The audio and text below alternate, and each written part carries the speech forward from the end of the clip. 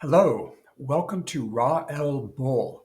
I'm a professional astrologer and holistic wellness practitioner. Thank you so much for choosing to spend these precious minutes of your time with me today. This is the monthly general astrology overview for June 2024. I'm your host and guide, IFEYMERAEL. If you haven't already seen my short intro video, Opening the Gate of the Fire Horse, please visit my channel and take a look. I'll place a link in the description below.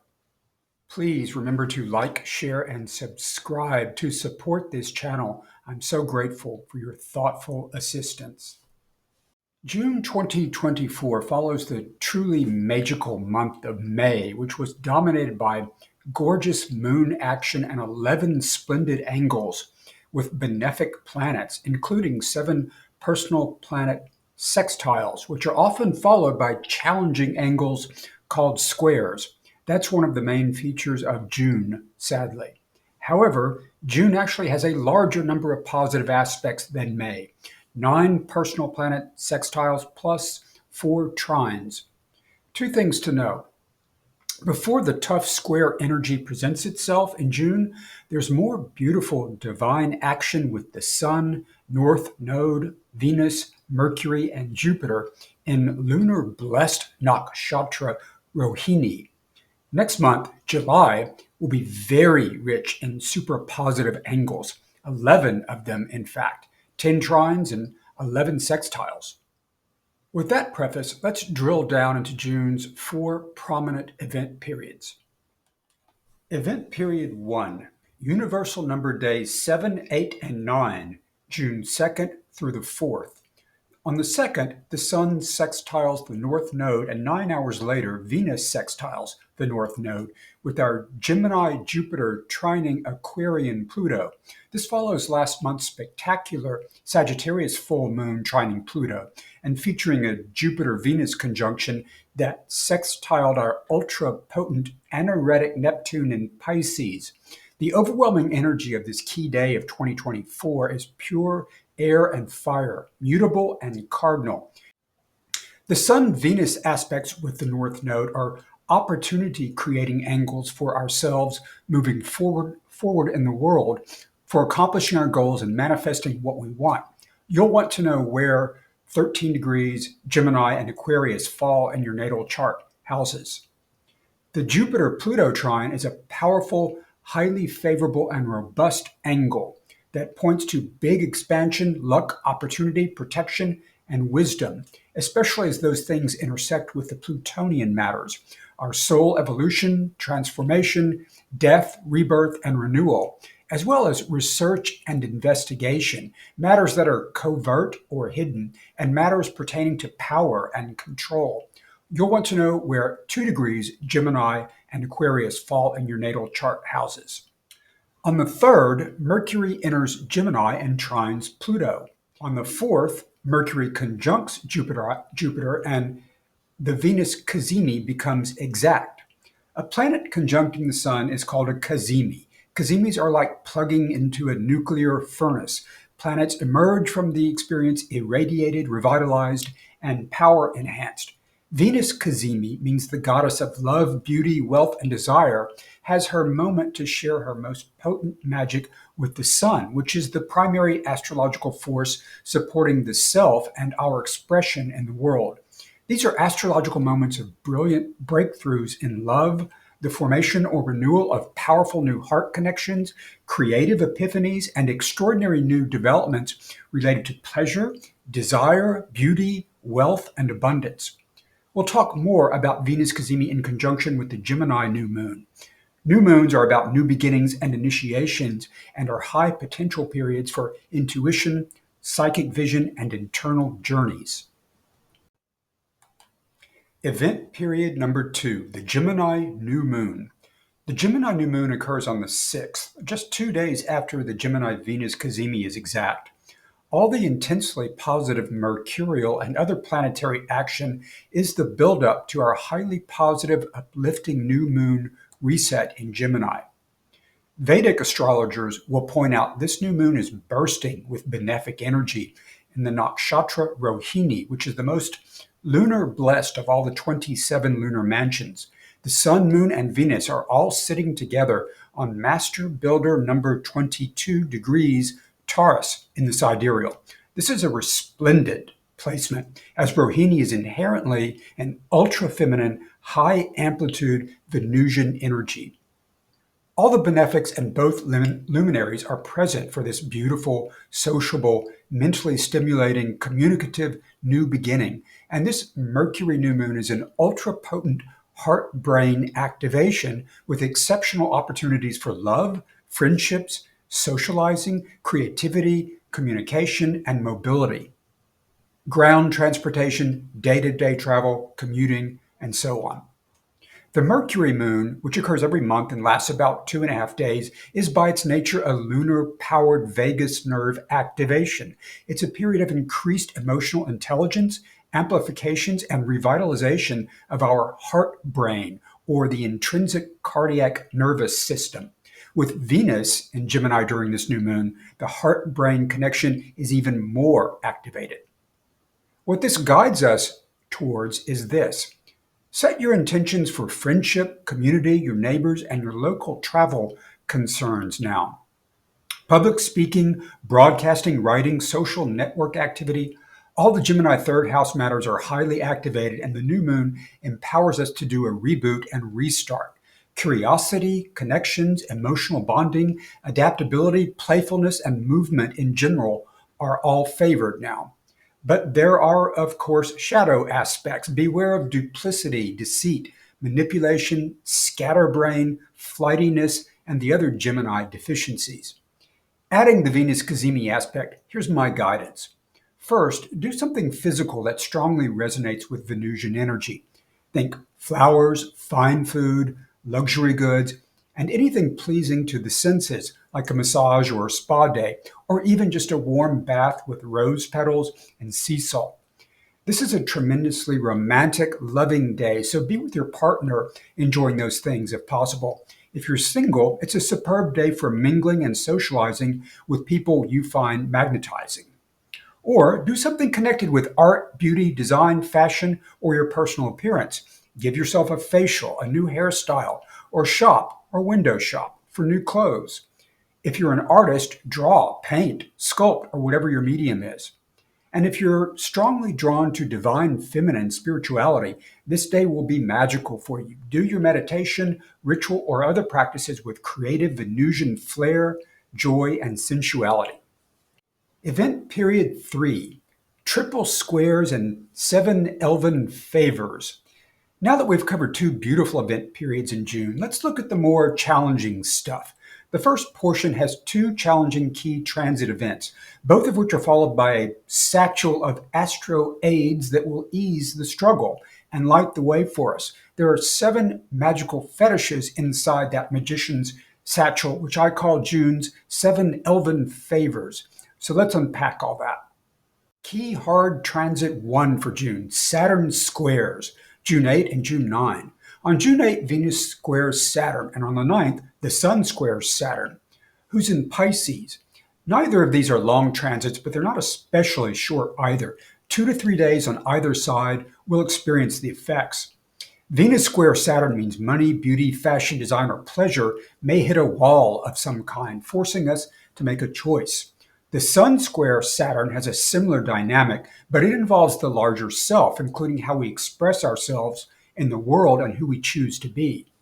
Saturn is about stability, structure, responsibility, discipline, and mindfulness about our future. He rules governments and institutions and banking. In Pisces, we're talking about the intersection of those Saturnian qualities with high spiritual values, empathy, compassion, unity, as well as creativity and art. Fortunately, we have 2 ameliorating aspects to these squares, in addition to the 7 Elven favors we'll turn to in a moment. First, on June 8, Mars enters Taurus. He's there till July 21. Mars in Taurus surges our ambition and assertiveness and energy respecting the Taurian matters, our bodies, our material possessions, our stability, and our desires. This means we'll have an extra verve and stamina to address whatever the squares dredge up or toss into our paths. Second, On June 2nd, we saw the Sun and Venus sextiling the North Node. Now it's Mercury's turn. Mercury sextile the North Node, which occurs on the 9th, sharpens our mental focus and communication about matters relating to our goals and our future. So we'll have extra keen mental acuity and communication skills on hand to dispatch whatever affairs cry for our attention. A final Saturnian thing we need to be mindful of. Our Piscean Saturn goes retrograde on June 30 at 19 degrees 25 minutes Pisces. Saturn is a power planet which impacts both the large collective, the community, and the person. And planets are at peak power when they come to a full standstill like this. You'll want to know where that falls in your chart. Key hard transit number 2, the Shadow Emperor's General. Mars squares Pluto on the 11th. As I've said, Mars is our physical energy, our ambition, assertiveness, and passion. His shadow qualities are aggression, hostility, impatience, selfishness, and violence. Pluto is our soul evolution. He's the lord of the shadow realms who knows all the secrets of power and control. He's the great destroyer, purifier, and transformer, and the master of the dark night of the soul. When these two have a confrontation, Pluto wins. Pluto always wins against a lesser personal planet like this. Let's explore for a second what a square means. As I suggested, squares bring us to a hard point of resistance or a complete halt. We're often called to make a decision or judgment call and respond with some action.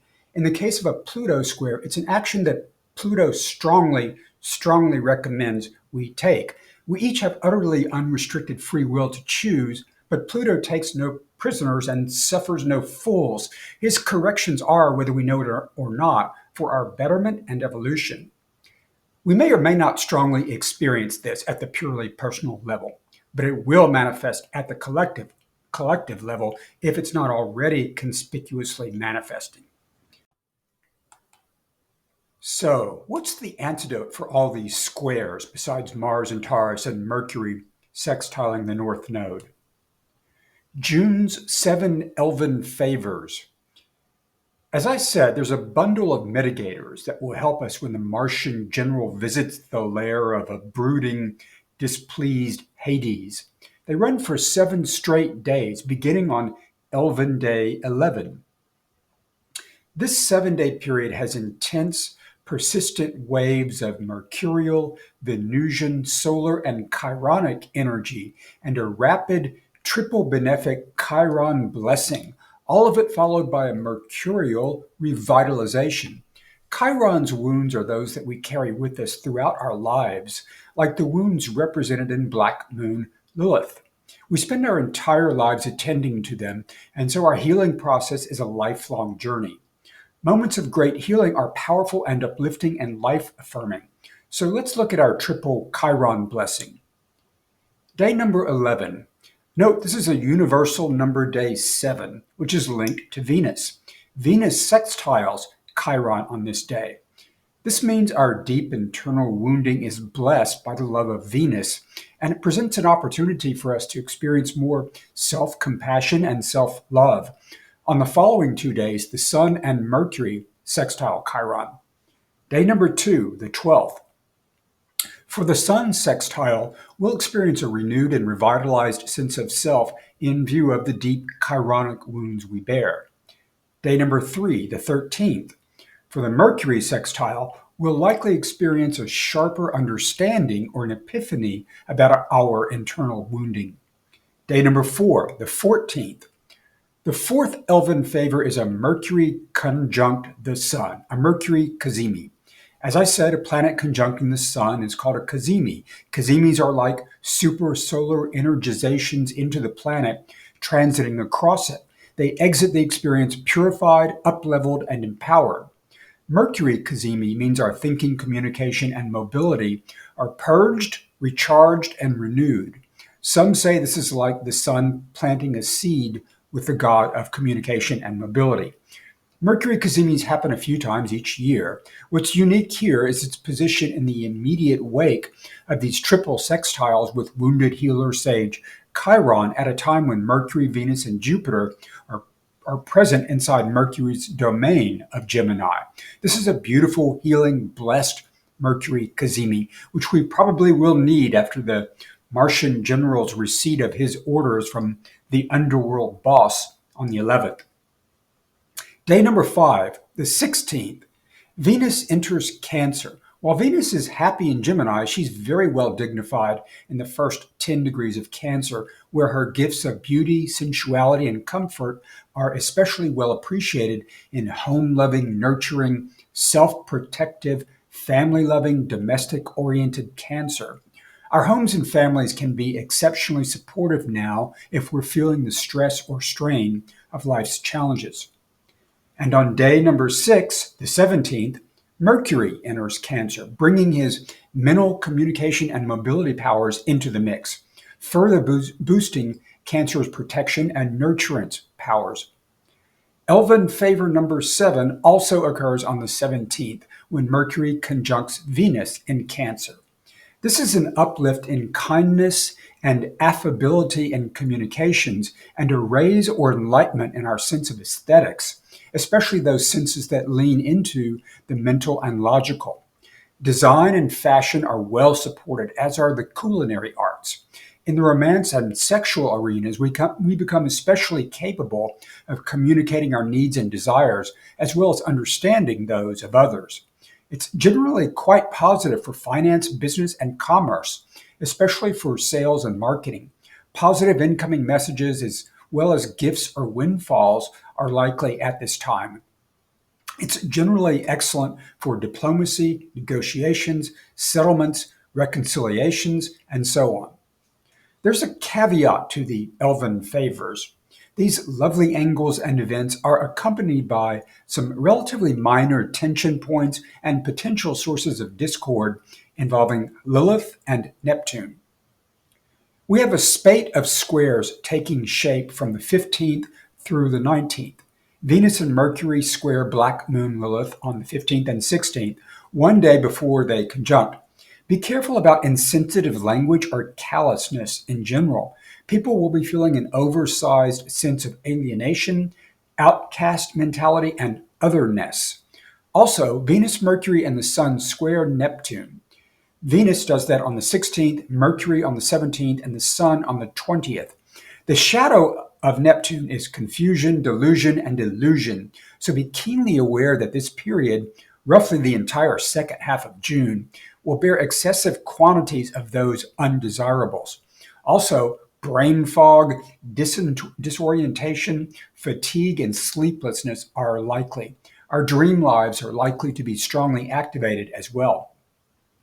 At the end of the month, Neptune will oppose Black Moon Lilith on the 29th, just before she enters Libra.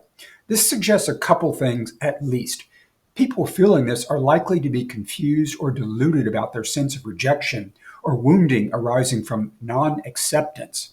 Again, be mindful of your words and the appearance of your actions, as people may be especially sensitive. On the upside, this tension between the master creative Neptune and the master intuitive and psychic Lilith can yield rich art and aesthetic efforts, particularly with Neptune in the anaretic degree of his domain, Pisces. If the project has special healing or nurturing qualities to it, or resonates with environmentalism, agriculture, or animals, this angle can be a productive one. As an opposition, this angle highlights and underscores a tension, and thus it identifies what needs to be reconciled or synergized, so bear that in mind. A final note on Neptune. He goes retrograde next month on the 3rd at 29 degrees 55 minutes Pisces. It's good to know where that occurs. As I said, standstill planets have big power. Event period 4, the Capricorn full moon. About 2 weeks before Neptune goes retrograde, we have a Capricorn full moon on a universal number day 7 at 1 degree 7 minutes Cancer Capricorn. That's at 6:07 p.m. Pacific time on the 20th. This full moon happens the same day the Sun enters Cancer on the 20th and is accompanied by a Mercury sextile Mars. Full moons are about completions, endings, and full moon nations. Look back at what you intended to accomplish 6 months ago for the Capricorn new moon in November, you'll likely discover the full arc of whatever journey of desire or goal you set. Full moons are also about illuminations and revelations. Visualize a meadow or desert landscape under a dark moon with no light except a few stars, and then visualize the same landscape lit up by a gleaming silver full moon. These pictures are very different. This is how full moons present the events and conditions of our lives to us. Another way to understand the full moon is the triple goddess, maiden, mother, crone, with the full moon holding the creation power of the mother. Full moons are oppositions between the sun and the moon. So again, the key here is to understand the polarities of the solar and lunar energies within the signs and houses where they're found. This is the key to fruition and manifestation in the case of projects we've been trying all month long or since the prior new moon to bring to completion. In the case of conflicts or crises, it's the key to resolution and integration. The moon is in her detriment in Capricorn, opposite her home sign of Cancer. Intuition and emotion take the passenger seat in this configuration, and Saturnian matters like responsibility, discipline, structure, and organization have the wheel. It's about maturity, restraint, and authority, and it's easy to feel diminished, alienated, and unappreciated or even unloved at this time. On the upside of this full moon transit, we have Mercury in Cancer making a harmonious opportunity angle with our Taurean matters on the 21st. This is an ideal transit for making arrangements relating to home financing, home renovation, home decoration or design, or financial stability in general. So that wraps up my general astro overview for June 2024. The first 7 days are dominated by Benefic North Node enchantments and the robust Mercurial, Jupiterian, Plutonic, harp-like harmonics filling our lives. It's a month with an even larger number of positive aspects than May. So continue to bask in those magical, blessed angles of May throughout the first week of June. Get grounded, centered, and sobered for the divine challenges coming your way for the second and third weeks, and stay optimistic and confident in the knowledge that July is truly going to be rich in blessings. If things get tough after the first week, lean into the 7 Elven favors. Circle back to this video and review it if you need guidance. Discover what houses those transits and aspects fall in your natal chart and evaluate how the energies can assist you with your challenges. Your spiritual journey is up-leveling you even when you can't see it. If you need to know how to discover where your houses fall within your natal chart, you can visit any search engine site and type free natal astrology chart. You'll have to key in your birthday and time if you know it and your place of birth. I recommend choosing the Placidus or whole sign house system. If given a choice, I'd start with tropical Western astrology rather than Vedic or sidereal. Or you can visit my site listed in the description below if you'd like your chart prepared by a professional astrologer. If you're interested in being a part of the Gate of the Fire Horse project, please visit my website. The link is in the description below. The Gate of the Fire Horse is a fastly approaching epic configuration crystallizing in the outer reaches of our solar system by 4 super potent, radically transformative, and magical planets. And if you're interested in my fusion martial arts choreo-energetic practice, Hung Chi, please see my website where you can learn all the basic postures and passes for the zodiac, the planets, key transits, and other astro features. Hung Chi is a subtle, energetic, spiritual, holistic, Aquarian group art form for fitness, wellness, and other higher self activations and ascension consciousness studies. This video has provided some broad and generalized astrological advice.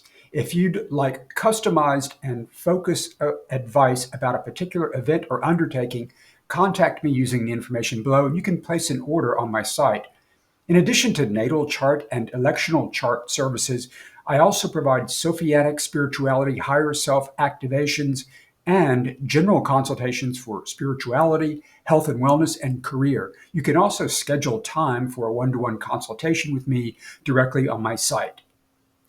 If you're in the Los Angeles area, please take a look at the online group I organized, the Los Angeles Shamanism Meetup Group. Last but not least, if you're interested in participating in a Sophia Circle journey, I'm a certified Sophia Circle journey leader who conducts both live in the Los Angeles area and online virtual circles. Instructions for joining can be found on my site on the services page. Thank you again for spending your time with me today. Rael Bull.